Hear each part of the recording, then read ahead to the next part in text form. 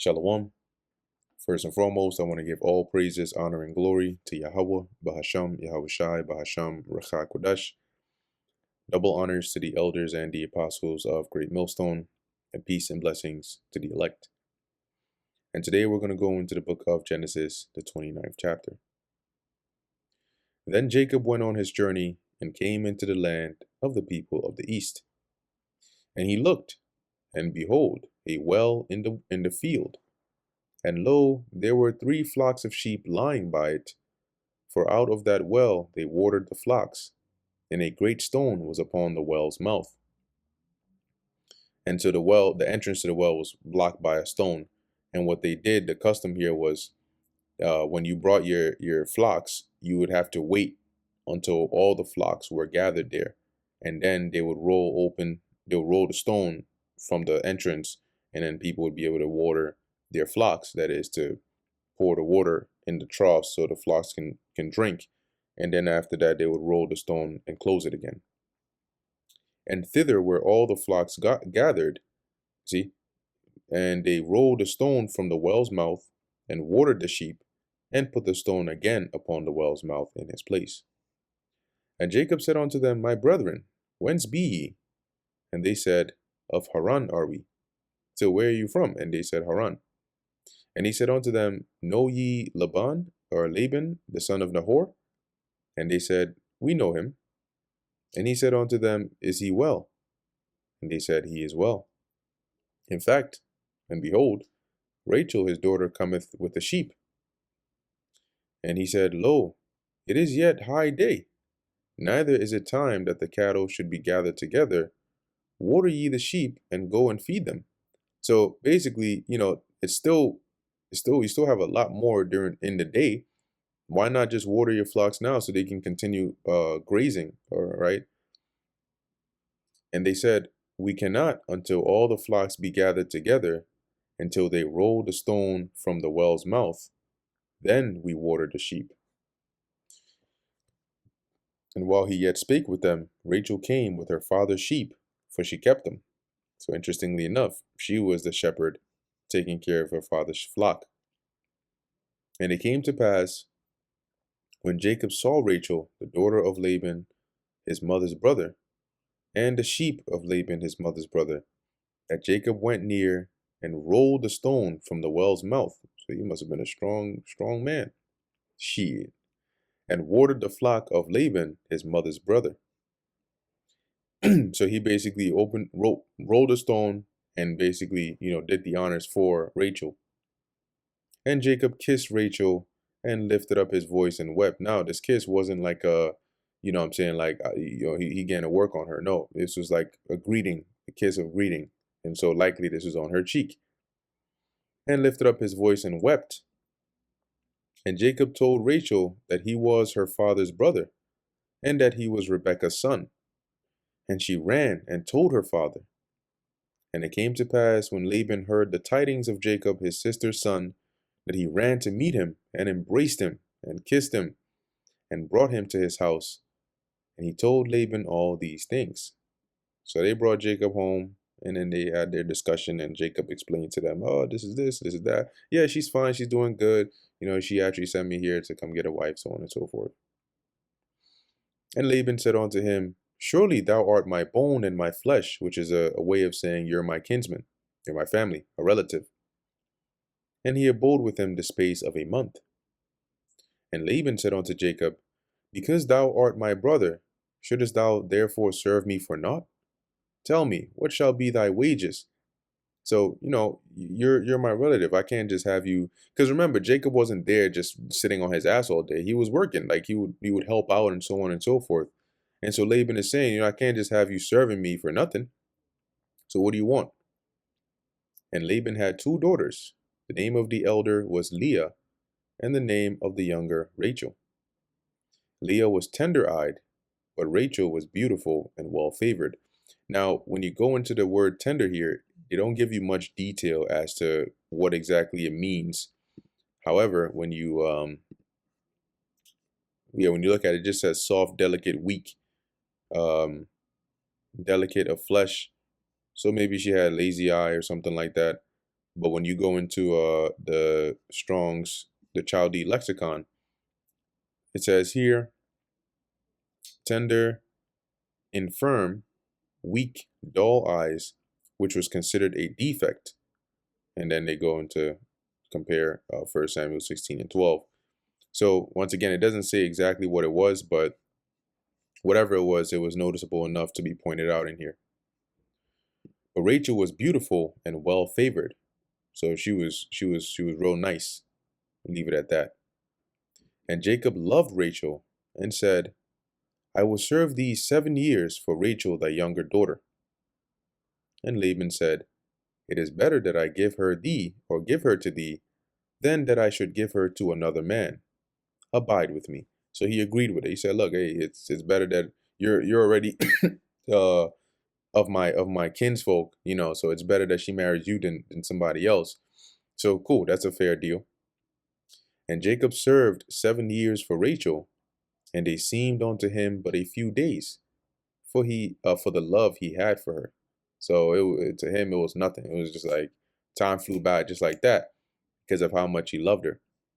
And the concept of that is sort of like somebody telling you, hey, if you work for me for a year, I'll give you $3 billion. That year is going to be the fastest year you're working for them, because what it takes, how long it takes, if you even get the chance to acquire that much money, is much longer than a year. Most people don't get that opportunity.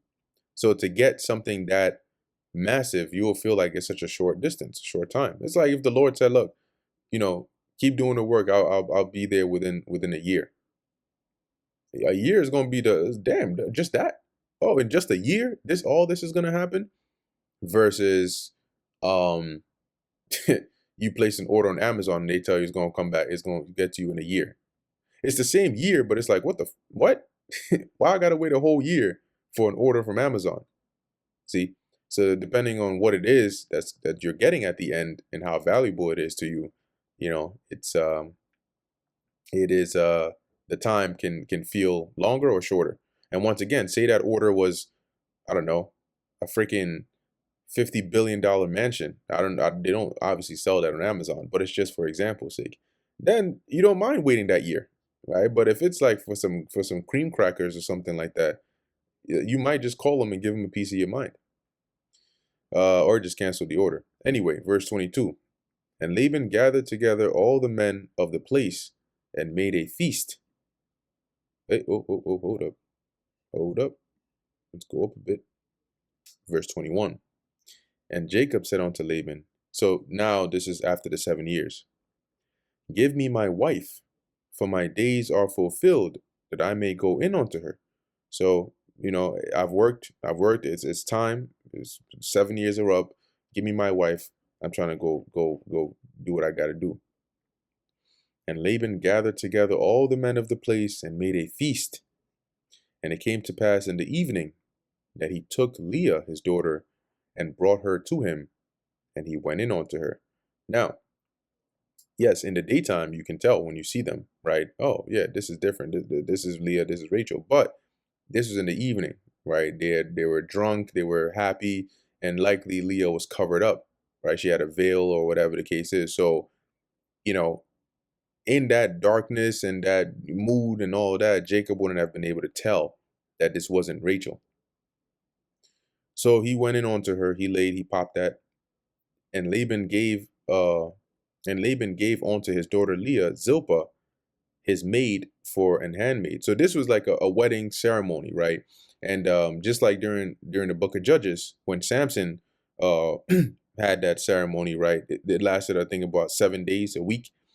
And it was at the end of that he basically asked them that riddle that, hey, what's sweeter than honey and stronger than something like that. Anyway, so this is what's going on here, right? So Laban gives Leah her handmaid Zilpah, and they're having a good old time. And it came to pass in the morning, behold, it was Leah. So when Jacob woke up, he turned around. He's like, what? What? What's going on here? And he said to Laban, what is this that thou hast done unto me? Did I not serve with thee for Rachel? Wherefore then hast thou beguiled me? So why would you do this? You can imagine how pissed he was. And Laban said, whoa, whoa, whoa, whoa, whoa, easy, calm down. But look, hear me out.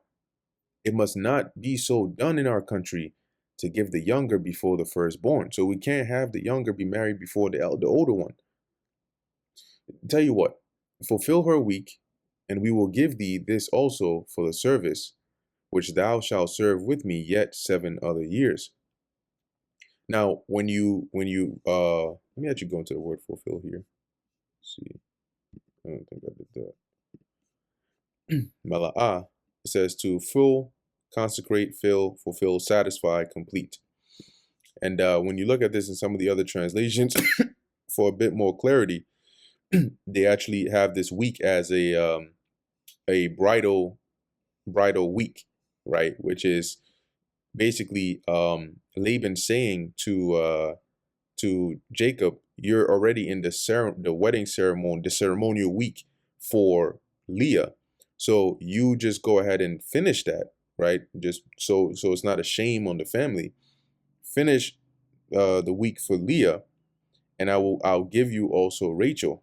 But you have to agree, as it says, for the service which thou shalt serve with me yet 7 other years. So you have to agree that you're gonna serve another 7 years, but I'll still give you Rachel. All right. Under that agreement. Okay. So in verse 28, it says, and Jacob did so he fulfilled, right, and fulfilled her week, basically that marriage week for Leah, and he gave him Rachel his daughter also to wife. So basically Laban deceives Jacob by giving him Leah instead of Rachel. Jacob is upset. Laban convinces Jacob to say, hey, just finish her ceremonial week, right, as the custom is, and then I'll give you Rachel to wife, and then in return you work for me for another 7 years. And so he gave him Rachel his daughter to wife also.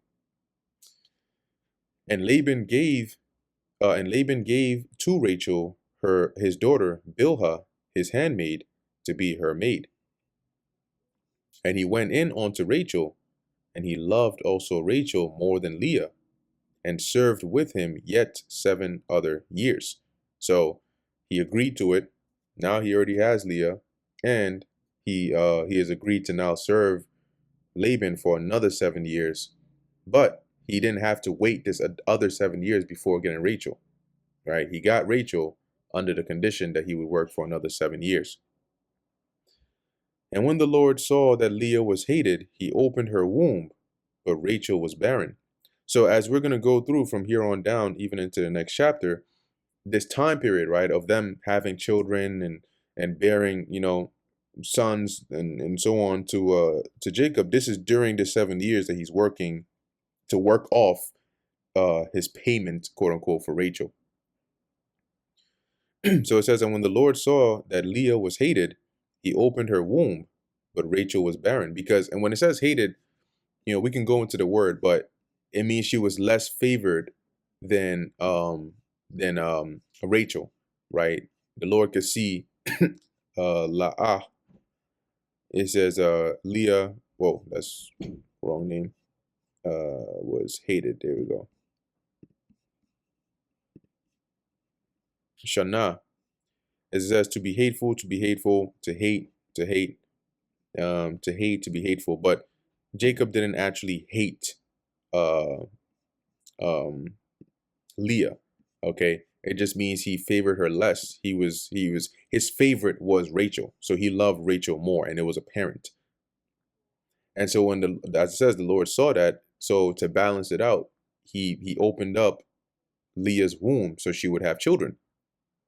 But Rachel was barren, so she couldn't have children. And Leah conceived and bare a son, and she called his name Reuben. For she said, surely the Lord hath looked upon my affliction.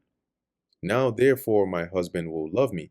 And so her firstborn was Reuben. Let's go into that name, which in the Hebrew is Ra'alban.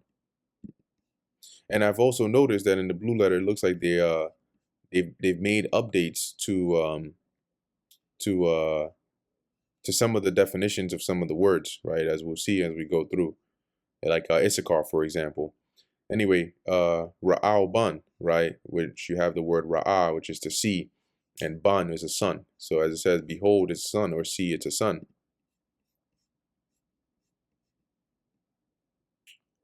For she said, surely the Lord Yahweh hath looked upon my affliction, he has seen, therefore my husband will love me. And she conceived again and bare a son. So how long does it take to conceive and bear a son? Typically 9 months, right?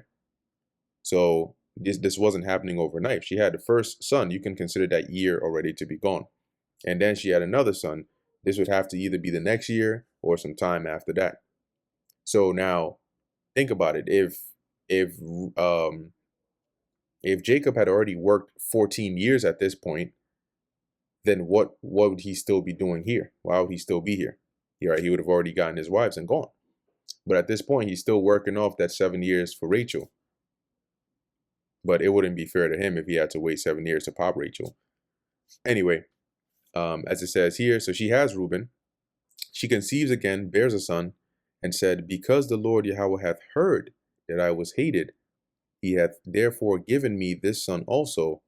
And she called his name Simeon, which in the Hebrew is Shammai, which is similar to Ishmael's name, but in meaning that is, but different. Okay. And here Simeon, Shammai, meaning herd.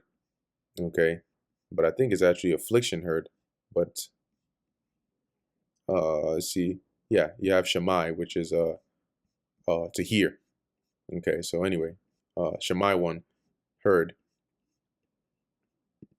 Verse 34, and she conceived again and bare a son. Damn, she was on a roll. And said, now this time will my husband be joined unto me, because I have borne him 3 sons. Therefore was his name called Levi, which in the Hebrew is Loya, which means joined unto me. And she conceived again and bare a son, and said, now will I praise the Lord Yahweh. Therefore she called his name Judah, and left bearing. So and then she stopped conceiving. So the Lord probably closed her womb again. But Judah in the Hebrew, which is Yahweh, meaning Yahweh thanks,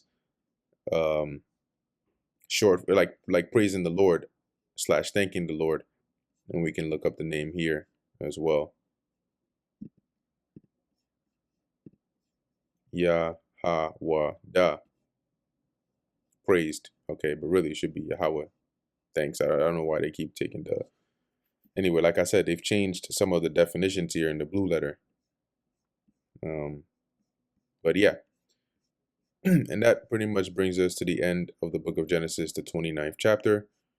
Lord willing, that was edifying to the elect. In closing, I want to give all praises, honor, and glory to Yahweh, Bahasham, Yahweh Shai, Bahasham, Racha Kudash. And until next time, Shalom.